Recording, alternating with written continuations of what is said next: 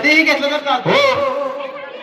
अरे बाबा नामाशिवाय काय आहे? बर नाम कधीही घेतलं तर चालतं, त्याला काय नियम धर्म नाही. नामानं दगड पवला या. हा नाम नुसतं लिहिलं रामाचं नाव जर दगडावर जर लिहिलं देवाचं, तर ते दगड तरतो या. नामानं नुसत्या शेतू तयार झाला. हा. आणि ही काय आहे चीज बाबा? मग नव हा. पलीकडल्या समळ्याचं काय उद्या वाटून होईल काय नाव घेतल्यावर नाही. तो काय बघत झालाय, तो काय बोलना. अरे बाबा ते संभाळ वाजवण्याच्या नादात काय संबळ वाजवण्याच्या नादात आहे. मला वाटलं फुगला बिगला काय कालच्या जेवणानं. काय करू सलाय? तसं नव्हे. आज गेला काल वेगळं होतं, आजचा आयटम जरा वेगळा या.